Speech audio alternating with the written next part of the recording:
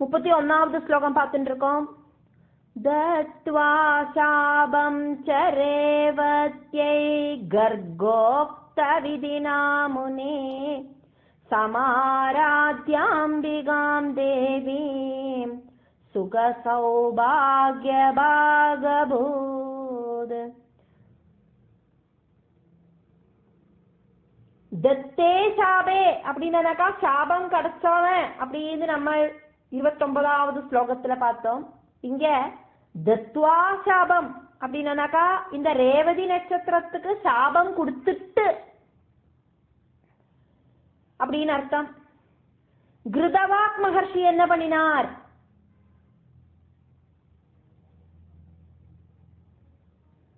அப்படின்னு இங்க சொல்லப்படுறது.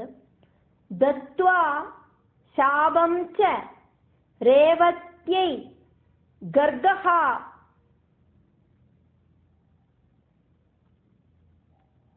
உக்த விதினா முனிஹி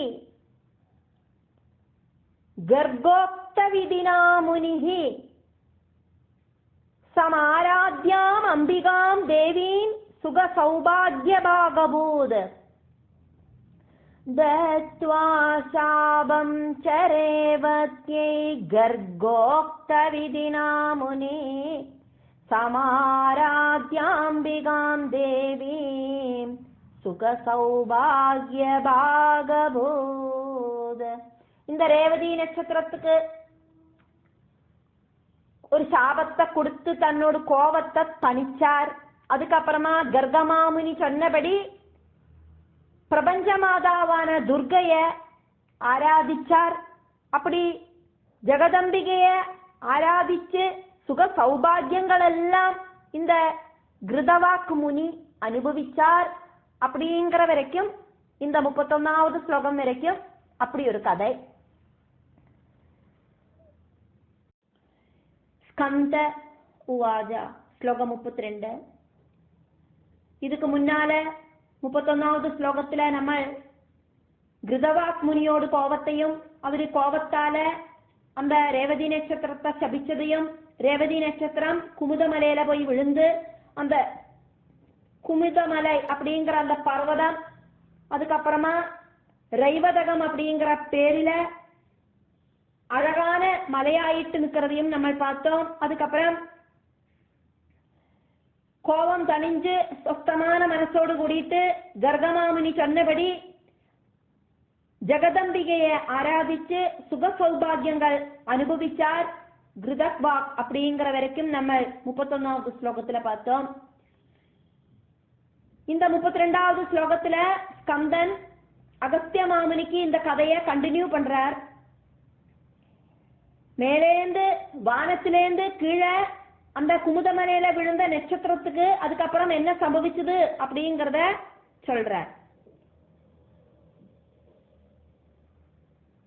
ரேவத்ருட்சஸ்ய யத்தேஜஸ்தஸ்மாஜாதாது கன்யகா ரூபேணா பிரதிமா லோகே திதியா ஸ்ரீரிவாபவத். ரேவதி ऋक्षस्य यद् तेजः तस्माद् जाता तु कन्यका रूपेण अप्रतिमा लोके द्वितीया श्रीः इव अभवत्. रेवतृक्षस्य यत् तेजस्तस्माद् जाता तु कन्यका रेवति ऋक्षस्य சேர்த்தி சொல்றமே.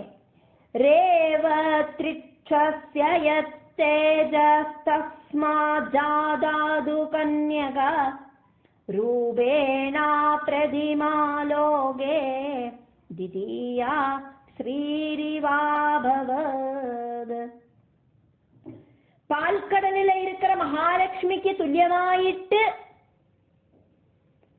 அப்படி ஒரு அழகுல அந்த ரேவதி நட்சத்திரத்தோடு தேஜஸ்லேந்து ஒரு கன்யகை உண்டாச்சு. ரூப அழகுல அந்த அழகிய மாதிரி இந்த உலகத்துல வேற யாரும் இல்லை. பால்கடலில் இருக்கிற மகாலட்சுமிக்கு துல்லியம் ஸ்ரீக்கு துல்லியாயிட்டிருந்தா அப்படின்னு இந்த ஸ்லோகம். ஸ்லோகம் 33. ஆததாம் பிரமுஜ கன்யாம் ரேவதி காந்தி சம்பவாம் திருஷ்ட்வா நாம சகாராஸ்யா ரேவதீதி முதா முனி. அத தாம் பிரமுஜ கன்யாம் ரேவதி காந்தி சம்பவாம் திருஷ்ட்வா நாம சகாராஸ்யா ரேவதி இதி முதா முனிஹி. அததாம் பிரமுஜ கன்யாம் ரேவதி காந்தி சம்பவாம் திருஷ்ட்வா நாம சகாராஸ்யா ரேவதீதி முதா முனி. அந்த மலையில பிரமுஜா அப்படின்னு ஒரு முனி இருந்தார், பிரமுஜ முனி. இந்த ரேவதி நட்சத்திரம் அந்த குமுத மலையில விழுந்து அதுக்கப்புறமா அந்த தேஜஸ்லேந்து இந்த குழந்தை உண்டானத அந்த பிரமுஜ முனி தன்னோட கண்ணால பார்த்தார். அவருக்கு என்னெல்லாம் நடந்தது அப்படிங்கிற விஷயம் எல்லாம் தெரிஞ்சிடுத்து. கிருதவாக் அப்படிங்கிற முனி சபிச்சதுனாலேயாக்கும் இந்த ரேவதி நட்சத்திரம் இந்த மலை மேல விழுந்தது அப்படின்னும், அதனால அந்த தேஜஸ்னாலேயாக்கும் இந்த பெண் குழந்தை உண்டாயிருக்கு அப்படிங்கிறதும் இந்த பிரமுஜ முனிக்கு அவரோட ஞான திருஷ்டியில தெரிஞ்சுது. அதனாலேயே அந்த குழந்தைக்கு ரேவதி நட்சத்திரத்தோடு அந்த தேஜஸ்ல ஜனிச்ச அந்த குழந்தை, ரேவதி நட்சத்திரத்துல பிறந்தவாளுக்கெல்லாம் நல்ல ஒரு தேஜஸ் அழகெல்லாம் உண்டாகும். அப்படி அந்த அழகுல பிறந்த அந்த குழந்தைய பார்த்து, அந்த பொன் குழந்தைய பார்த்து அந்த பிரமுஜ முனி அந்த குழந்தைய கையில தூக்கிண்டு அந்த குழந்தைக்கு சந்தோஷத்தோடு கூடிட்டு ரேவதி அப்படின்னு பேரை போட்டார். 34 ஸ்லோகம். நின்னேத ஸ்வாஸ்ரமே சைனாம் போஷயாமாச தர்மத பிரம்மர்ஷி பிரமுஜோ நாம குமுதாத்ரௌ சுதாமிவ.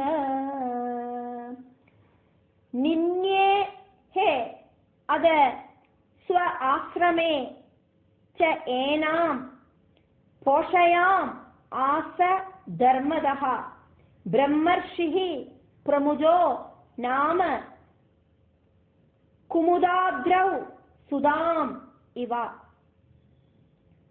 நின்னேத ஸ்வாஸ்ரமே ஜைனாம் போஷயாமாச தர்மத பிரம்மர்ஷி பிரமுஜோ நாம குமுதாத்ரௌ சுதாமிவ.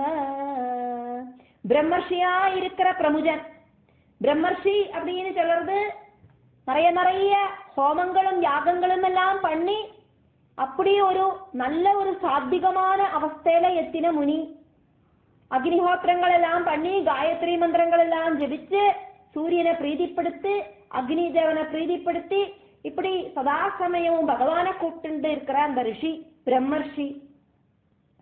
அந்த பிரம்மர்ஷி அப்படிங்கிற பிரமுஜன் குமுதாத்ரியில இருக்கிற தன்னோட ஆசிரமத்துக்கு இந்த பொன் குழந்தைய கூட்டிட்டு வந்து தர்மானுசிருதம் ஒரு பொண்ணு மாதிரி சந்தோஷத்தோடு கூடிட்டு வளர்த்தினார். வளர்த்து பொண்ணு மாதிரி அல்ல, சொந்த பொண்ணாயிட்டே வளர்த்தினார். தர்மானுசிருதம் பொண்ணாயிட்டு தத்தெடுத்து வளர்த்தினார் அந்த மலையிலேந்து கிடைச்ச அந்த குழந்தைய அப்படின்னு அர்த்தம். 35 ஸ்லோகம். அத காலேன பிரௌடாம் திருஷ்ட்வா தாம் ரூபசாலினே சமுனிச்சிந்தயாமாச கோஸ்ய யோக்யோ வரோ பவேத். அத காலேன பிரௌடாம் திருஷ்ட்வா தாம் ரூபசாலினே சஹ முனிஹி சிந்தயாமாச கோ அஸ்ய கஹ அஸ்ய யோக்யஹ வரோ பவேத். அத காலேன प्रौढां दृष्ट्वा तां रूपशालिनीं समुनिश्चिन्तयामास कोऽस्य योग्यो वरो भवेत्. கொஞ்ச காலம் கழிஞ்சோன அந்த குழந்தைக்கு இப்படி ரூபம் பார்த்தனா ரொம்ப ரொம்ப அழகு கூடி கூடி வந்தது.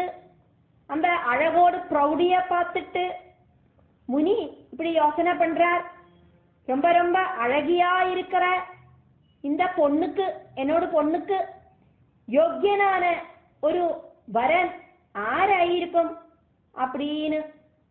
இனி நான் எங்க போய் தேடுவேன் இவளுக்கான வரனை அப்படின்னு சிந்தனை பண்றார். கல்யாண பிராயம் வந்தாச்சு, பொண்ண கன்னியாதானம் பண்ணணும். அதுக்கான வரனுக்கு நான் என்ன பண்ணுவேன், என்னோட புத்திரிக்கு இனி நான் எங்கேயாக்கும் போய் இந்த அழகுக்கு மேட்ச் ஆயிட்டு ஒரு நல்ல ஒரு அழகும் நல்ல குணமும் இருக்கிற ஒரு வரனை நான் எப்படி தேடுவேன் அப்படின்னு எல்லாம் ஆலோசனை பண்றார். 36வது ஸ்லோகம் பார்க்கிறோம்.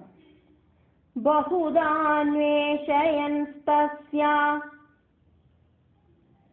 ந ஆஸ்ரசாதுஜிதம் பதிம் அதோக்னிஷாலாம் சம்வேஷ்ய முனிஸ்துஷ்டாவ பாவகம். பகுதா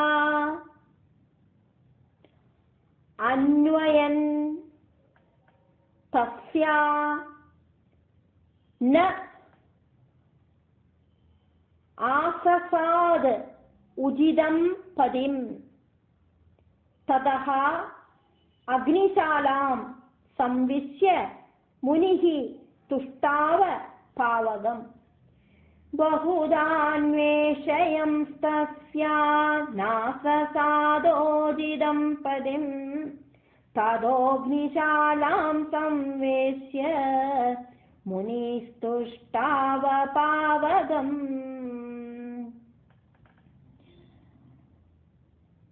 அக்னிஹோத்ரியாக்கும் பிரமுஜ முனி, அக்னிய உபாசிக்கிறவர். அக்னிஹோத்திரம் அப்படின்னா அக்னயே ஹோமஹா, அக்னிஹோத்திரம். அக்னிஹோத்ரிக்கு என்ன வேணும் அப்படின்னாலும் அக்னி தேவன் கிட்ட ரிக்வெஸ்ட் பண்ணலாம். பிரமுஜ முனிக்கு உபாசனா தேவதை அப்படிங்கிறது அக்னி தேவனாக்கும். காரணம் அக்னிஹோத்திரம் செய்யறவராக்கும் இந்த பிரமுஜ முனி. பல பல யோசனைகளை செஞ்சிட்டும் இந்த புத்திரிக்கு தகுந்த மாதிரி ஒரு வரனை மனசுக்குள்ள கண்டத்துறதுக்கு இந்த முனியால சாதிக்கலை. அதனாலேயே அவரு அக்னிசாலைக்குள்ள கடந்து ஹோமம் பண்ணி அக்னி தேவனை ஸ்துதிச்சார். 37வது ஸ்லோகம். பகவான் ஸ்கந்தன் அகஸ்திய மாமுனிட்ட குமுதமலையில விழுந்த ரேவதி நட்சத்திரத்துக்கு என்னவாச்சு அப்படிங்கறத ஏற்கமே சொல்லிட்டு இருக்கிறதா நம்ம பார்த்துட்டு இருக்கோம்.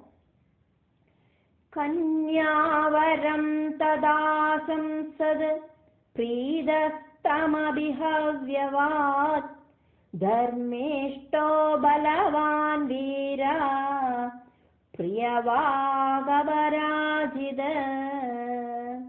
கன்யாவரம் ததாசம் சத் பிரீதஸ்தம் அபிஹவ்யவாட். பிரீதஹா தம் அபிஹவ்யவாட்.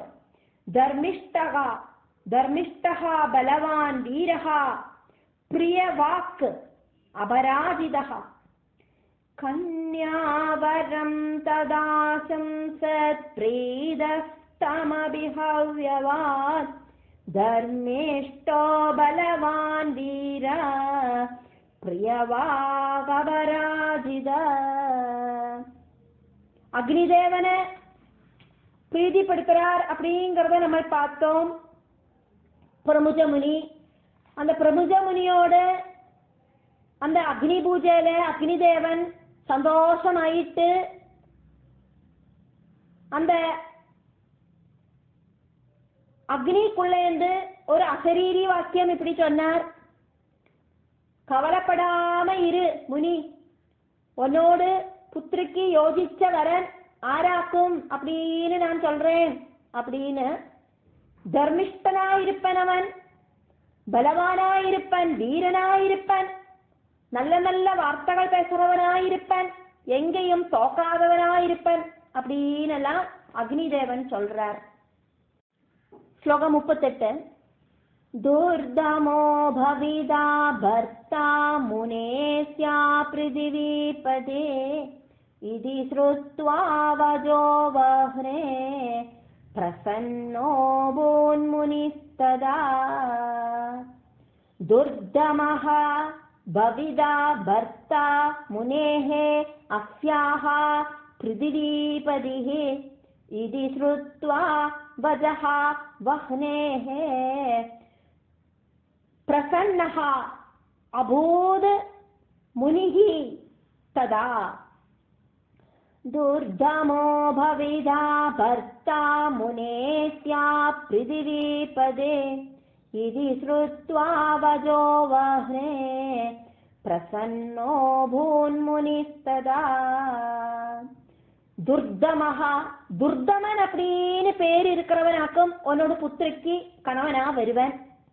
துர்தமன் அப்படின்னு பேர் இருக்கிற ராஜா இவளோட பர்த்தாவாயிட்டு வருவன் அப்படின்னு. வஹ்னி சொன்னா அக்னி அப்படின்னு அர்த்தம்.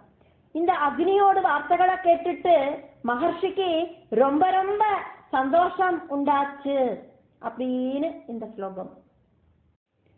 ஸ்லோகம் 39.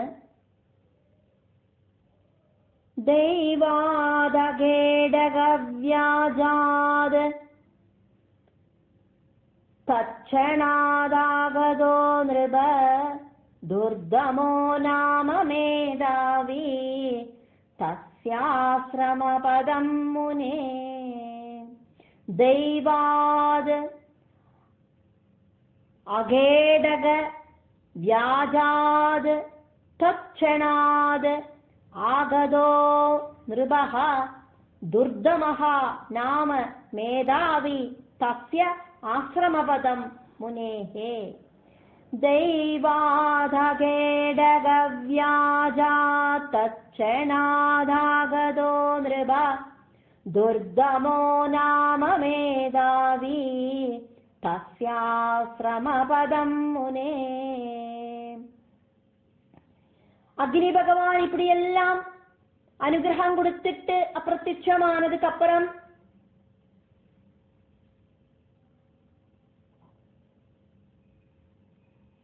தெய்வாது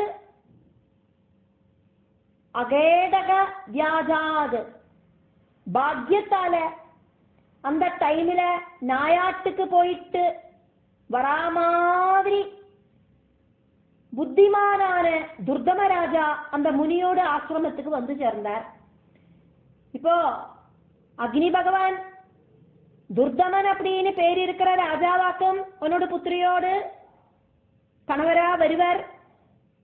தர்மிஷ்டனாயிருப்பார், பலவானாயிருப்பார், வீரனாயிருப்பார், நல்ல வாக்கு பேசுறவராயிருப்பார், அதே மாதிரி எங்கேயும் தோக்காதவராயிருப்பார். இப்படின்னு எல்லாம் வாக்குறுதியை கொடுத்துட்டு அக்னி பகவான் அப்பிரத்யட்சம் ஆயாச்சே. இப்போ அந்த பிரமுஜமுனியோட ஆசிரமத்துக்கு அந்த துர்தமன் அப்படின்னு பேர் இருக்கிற ராஜா வனத்துக்கு மிருகயா வினோதத்துக்கு போன அந்த ராஜா ஒரு ஆசிரமத்தை பார்த்துட்டு கொஞ்ச நேரம் விசிரமிச்சுட்டு போலாம் அப்படின்னு சொல்லிட்டு அந்த ஆசிரமத்துக்கு வந்து சேருவார் அப்படின்னு இங்க ஸ்கந்தன் அகஸ்திய மாமுனிக்கு கதை சொல்லிட்டு இருக்கார். அதையாக்கு நம்ம பார்த்துட்டு இருக்கோம். ஸ்லோகம் 40.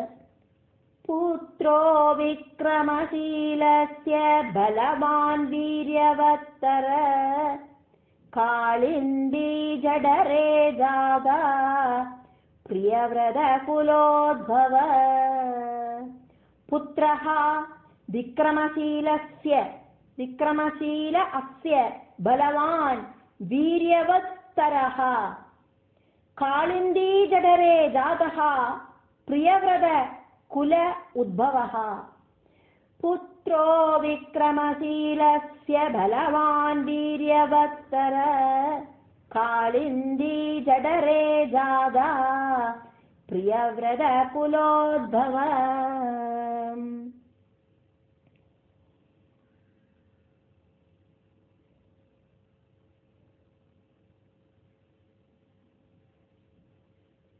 சுவாயம்புவ மனுக்கு பிரியவிரதன் உத்தானபாதன் அப்படின்னு 2 புத்திரர்கள் உண்டு. அந்த உத்தானபாதனோடு புத்திரனாக்குமே துருவன். அப்போ அந்த துருவன் எந்த வம்சத்துல ஜனிச்சார் அப்படின்னா உத்தானபாதனோடு புத்திரன் அப்படிங்கிற அந்த வம்சத்துல ஜனிச்சார் அப்படின்னு பாக்குற மாதிரி பிரியவிரதனோடு வம்சத்துல விக்ரமசீலன் அப்படின்னு பேர் இருக்கிற ராஜா, அந்த ராஜாவோடு மனைவியோடு பேரு காளிந்தி. அவளுக்கு புத்திரனாயிட்டு துர்தமன் அப்படிங்கிற ராஜகுமாரன். அப்படி இருக்கிற அந்த ராஜகுமாரன் அர்த்தம் இந்த பிரமுஜனோட ஆசிரமத்துக்கு வந்து சேர்ந்தார் அப்படின்னு இந்த ஸ்லோகம். அந்த துர்தமன் அப்படிங்கிற அந்த ராஜகுமாரனோடு குலமகிமைய இந்த ஸ்லோகம் எடுத்து சொல்றது.